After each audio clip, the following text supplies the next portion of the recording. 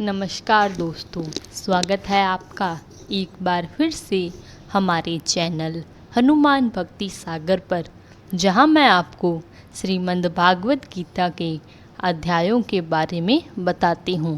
आज मैं आपको श्रीमद् भागवत गीता के 9वें अध्याय के बारे में बताऊंगी कि आखिर श्रीमद् भागवत गीता के 9वें अध्याय में भगवान श्री कृष्ण ने क्या उपदेश दिए थे जो हमारे जीवन के लिए आज भी महत्वपूर्ण है। और इन उपदेशों को सुनने के बाद आपके मन की सभी चिंताओं, सभी परेशानियों इत्यादि सभी का समापन हो जाएगा। तो आइए शुरू करते हैं श्रीमद् भागवत गीता का 9वां अध्याय।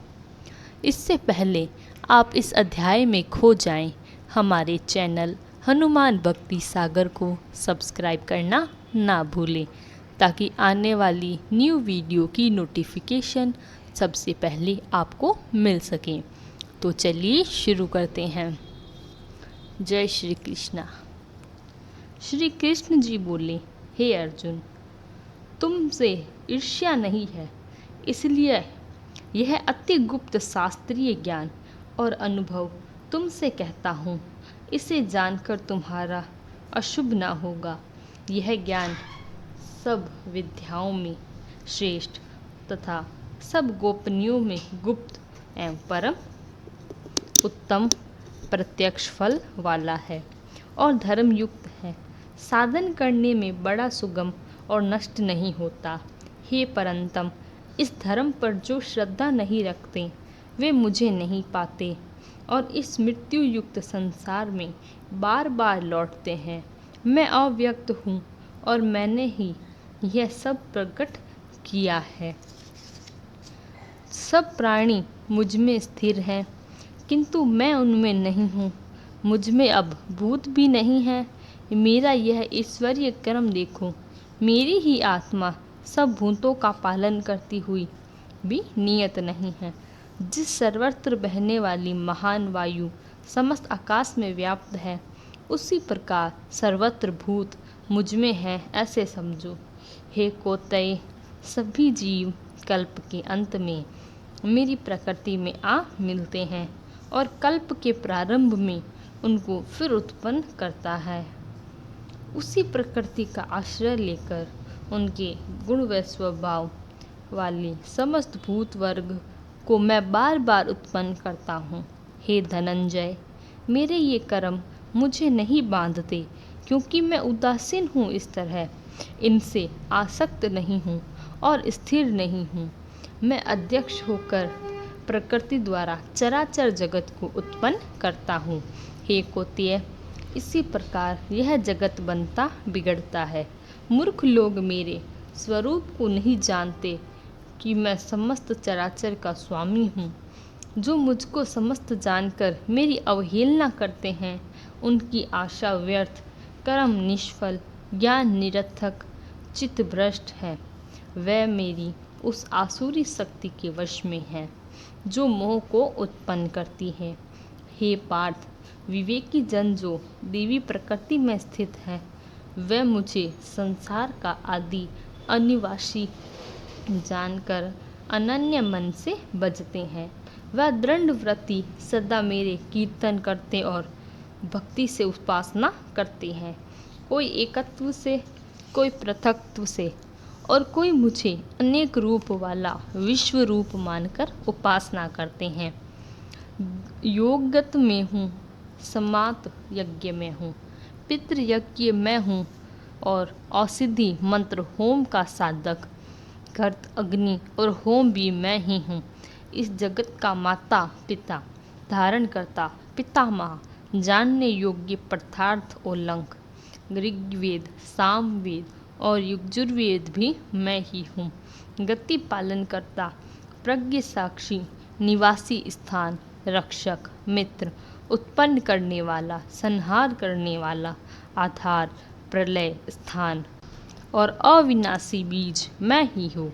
मैं सूर्य रूप से तपता हूँ, मैं ही वर्षा रोकता हूँ, मैं ही वर्षा कराता हूँ तथा हे अर्जुन, मैं ही अमृत और मृत्यु में हूँ तथा सत और असत में हूँ। तीनों वेदों के ज्ञाता, सोम पीने वाले, पाप रहित यज्ञ द्वारा मेरी पूजा करके स्वर्ग चाहते हैं और इंद्र के पुण्य लोक में पहुंचकर स्वर्ग में देवताओं के योग्य दिव्य सुख भोगते हैं। वह उस विशाल स्वर्ग लोक में सुख भोगकर पुण्य के 3 क्षण होने पर फिर मृत्यु लोक में आते हैं। इस प्रकार तीनों वेदों के यज्ञादि धर्मों का पालन करने वाले, भोग की इच्छा रखने वालों का आवागमन होता रहता है, जो अनन्य भाव से चिंतन करते हुए मेरी उपासना करते हैं। उन नित्य योगियों के योग क्षेम अर्थात स्थान भोजनाच्छादन में इनकी रक्षा मैं करता हूँ। हे कौत्य, जो दूसरे देवताओं के भक्त हैं और श्रद्धा से उन्हें पूजते हैं, वे भी मेरा ही पूजन करते हैं, परंतु यह पूजना विधिपूर्वक नहीं है। सब यज्ञों का भोक्ता और स्वामी मैं ही हूँ। जो मेरे इस व्रत को नहीं जानते हैं, वे आवागमन के प्रति नहीं छूटते हैं। देवताओं के पूजने वाले देवलोक को प्राप्त होते हैं, पितरों को पूजक पितरलोक को पाते हैं, यज्ञादियों के पुजारी यज्ञ लोक को पाते हैं और मेरा पूजन करने वाले मुझे प्राप्त होते हैं। भक्ति से प्राप्त पुष्प, फल या जल जो मुझको अर्पण करता है, उस शुद्ध अंतःकरण वाले व्यक्ति के भक्ति में दिए गए पदार्थों को मैं भी प्रसन्नता से ग्रहण करता हूँ।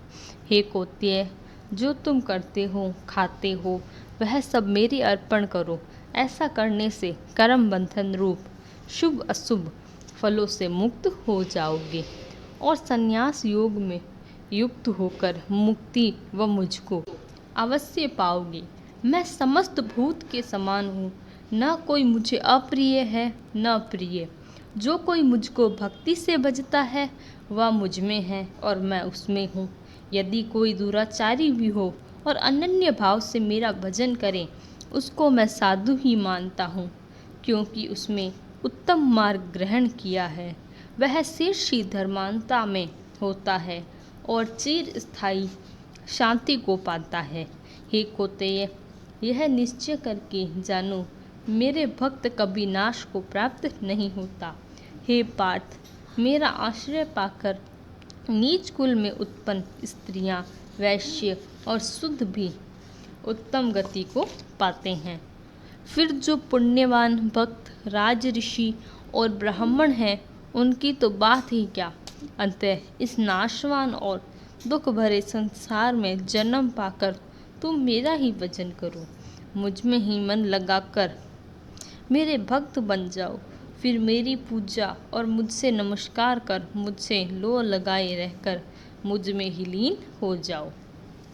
तो इस प्रकार हमारा श्रीमद् भागवत गीता का 9वें अध्याय का समापन होता है, जिसमें हमने देखा कि भगवान श्री कृष्ण ने अपनी उपस्थिति के बारे में प्रमाण देकर मृत्यु के बाद मनुष्य के स्वर्गलोक प्राप्ति हेतु जो नियम तथा जो रास्ते बताए हैं, उन्हें आप अपने जीवन में ज़रूर अपनाएं। तो आगे की कहानियों के लिए हमारे चैनल हनुमान भक्ति सागर को सब्सक्राइब करना ना भूलें तथा वीडियो को लाइक कमेंट शेयर ज़रूर करें। तब तक के लिए धन्यवाद। आपका दिन मंगलमय हो।